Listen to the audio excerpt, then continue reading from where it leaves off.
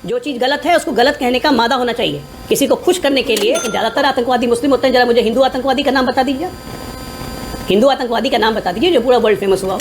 यहाँ पर बैठकर ज्ञान बांटने वालों की तरह मैं नहीं हूँ। मैं उस पार्टी से आती हूँ, उस प्रथा से आती हूँ जहाँ हमने अपने पूर्व प्रधानमंत्रियों की शहादत देखी है, इस तिरंगे में लिपटा उनका खून देखा है कि उनको पकड़ा कांग्रेस की सरकारों ने था और बीजेपी की सरकार ने रिहा किया। ये कड़वा सच है, इसको तो कड़वा घूट डाल के पीना ही पड़ेगा बीजेपी को। ओसामा जी भी कहा जाता है, हाफिज साहब भी कहा जाता है, जब इन्हीं कांग्रेस पार्टी के नेताओं से, उन्हीं कांग्रेस पार्टी के नेताओं द्वारा यह भी कहा जाता है कि बटला हाउस एनकाउंटर में मारे गए आतंकियों के शव देख के सोनिया गांधी फूट फूट के रोने लगी। एक एक्सीडेंटल प्राइम मिनिस्टर, एक मनगढ़ंत स्टोरी पर आपने पूरी पिक्चर बना दी। मनमोहन सिंह जी का चरित्र हनन किया, वो आउटरेज नहीं होनी चाहिए।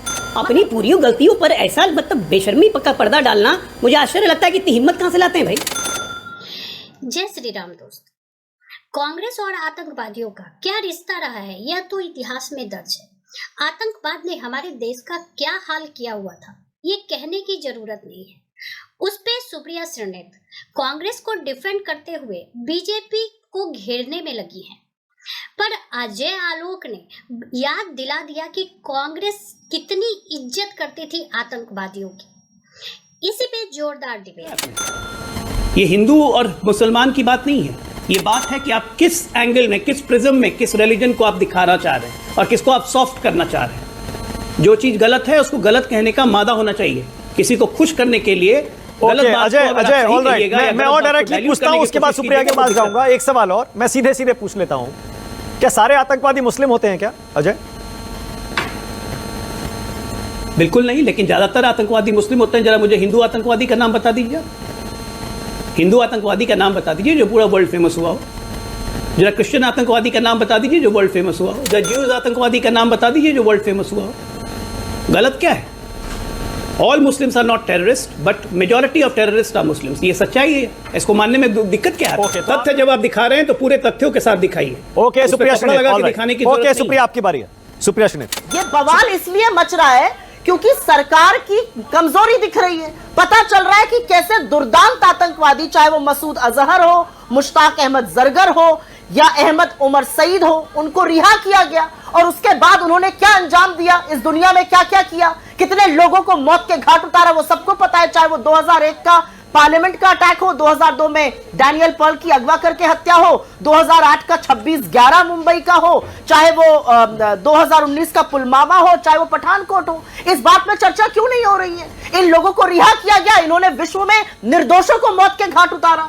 इसमें क्या हो सकता है? मुझे समझ में नहीं आ रहा है। ऑब्जेक्शन किस बात का है? ऑब्जेक्शन तो इस बात का होना चाहिए कि टेररिज्म हैज नो रिलीजन, और उन लोगों ने गलत किया। और मुझे ये लगता है कि उनको ह्यूमनाइज करके दिखाना गलत था। अगर ह्यूमनाइज थे भी तब भी नहीं दिखाना चाहिए, क्योंकि टेररिस्ट और जो हिंसा करते हैं, जो रक्त रंजन करते हैं, उनको हमेशा बुरा और गलत ही कहना चाहिए। इसमें मेरी कोई दो राय नहीं है, मुझे बिल्कुल ऑब्जेक्शन नहीं। और एक बात मैं आपको बता दूं मानक जी, यहां पर बैठकर ज्ञान बांटने वालों की तरह मैं नहीं हूं। मैं उस पार्टी से आती हूं, उस प्रथा से आती हूं जहां हमने अपने पूर्व प्रधानमंत्रियों की शहादत देखी है, इस तिरंगे में लिपटा उनका खून देखा है, उनके शव देखे हैं इस देश को बचाए रखने में। तो हमको कोई आतंकवाद पे पाठ ना पढ़ाए। लेकिन मैं एक बात जरूर पूछना चाहती हूं और वो बात पूछनी जरूरी है।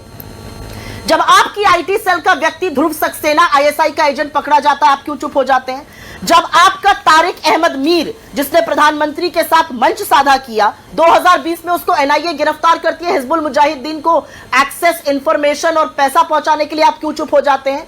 आप तालिब हुसैनी शाह पर क्यों चुप हो जाते हैं, जिसको पकड़ा गया, रईसी के लोग ने 2022 में पकड़ा, आपकी आईटी सेल का मेंबर था। आप सैफुल्लाह दुर्दांत आतंकवादी को टिकट देते हैं, आप आसिया अंद्राबी को बेटी बचाओ बेटी पढ़ाओ का चेहरा बनाते हैं, जो पाकिस्तान जाकर ट्रेनिंग लेकर आती है। आप दाऊद की पत्नी को वो बेधड़क होकर बंबई घूमकर चली जाती है। आप आईएसआई को पठानकोट आने कैसे देते हैं? आज सवाल यह भी तो पूछा जाएगा ना। 2016 में पहली बार हिंदुस्तान की सरजमी में हमारे एयरफोर्स बेस का निरीक्षण कर रहा है क्या आईएसआई, और उसको हमने ये ताकत दी कि वो यहां पर आके विटनेसेस से बात कर रहा है, वो यहां पर आके डीएनए रिपोर्ट देख रहा है, पोस्टमार्टम रिपोर्ट देख रहा है, 16 विटनेसेस से बात कर रहा है। क्यों? क्योंकि आप लाहौर चले गए थे सिवई खाने, बिरयानी खाने, गले मिलने। तो यह भी तो पूछा जाएगा ना, ये सवाल क्यों नहीं पूछे जाएंगे? मैं बिल्कुल मानती हूं कि किसी भी आतंकवादी की तरफ कोई भी ह्यूमनाइजेशन दिखाना गलत है, क्योंकि आतंकवादी रक्तरंजन करते हैं, हिंसा करते हैं और उसकी लेश मात्र जगह नहीं है। लेकिन सवाल इस बात का नहीं है, सवाल इस बात का है कि किस तरह से हमने दुर्दांत आतंकवादियों को छोड़ा, उन्होंने क्या किया। और ये कड़वा सच है कि उनको पकड़ा कांग्रेस की सरकारों ने था और बीजेपी की सरकार ने रिहा किया। ये कड़वा सच है, इसको तो कड़वा घूट डाल के पीना ही पड़ेगा बीजेपी को। आतंकवादियों को ह्यूमनाइज करके दिखाया गया, मान लिया इन्होंने, बहुत अच्छी बात है।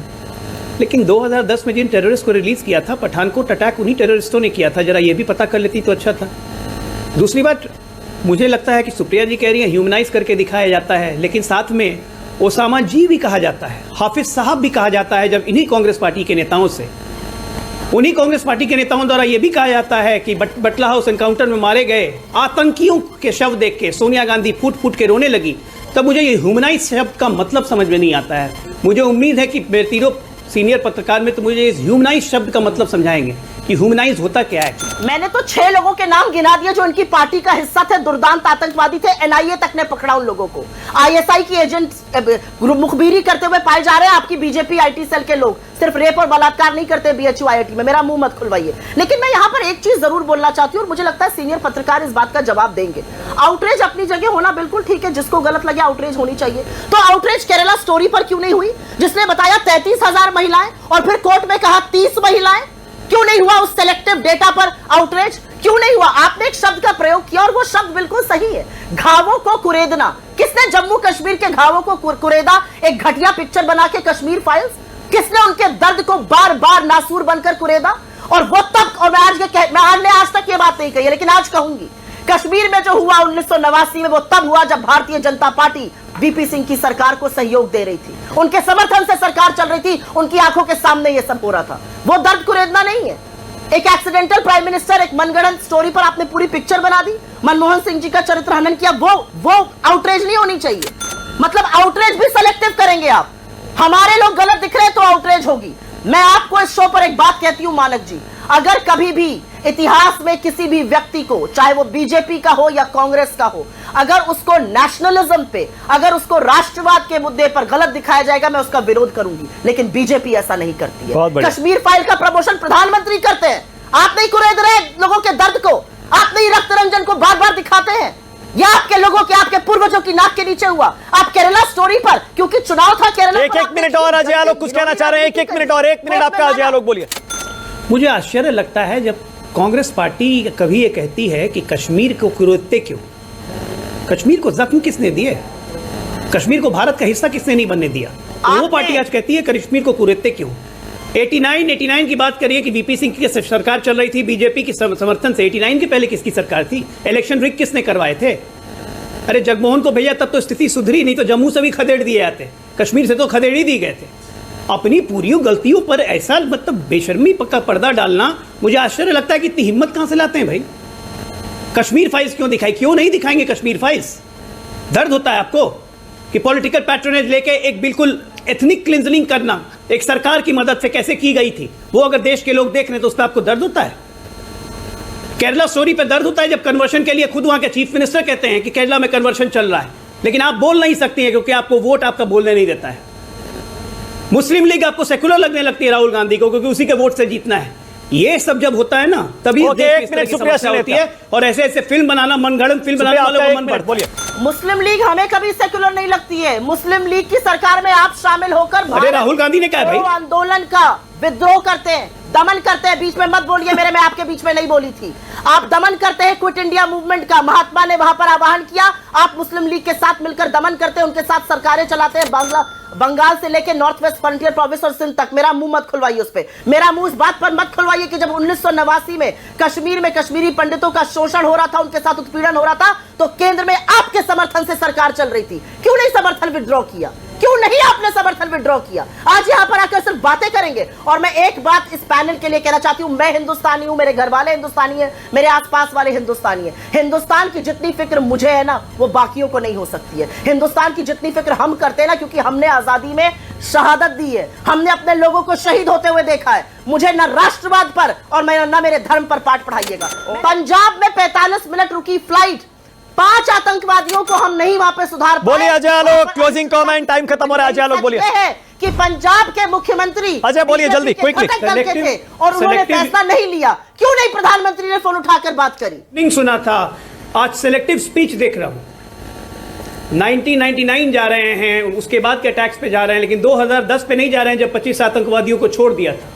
भोलानाथ पांडे, देवेंद्र पांडे पे नहीं जा रहे हैं जिसको छोड़ा, जो हाईजैक था ना छोड़ा बल्कि उसको एमएलए बना दिया कांग्रेस पार्टी ने। प्रोसिक्यूशन चार्जेस ड्रॉप करने वाला हाईजैकर्स पे ये पहला देश बना विश्व का, Guinness book of world record में।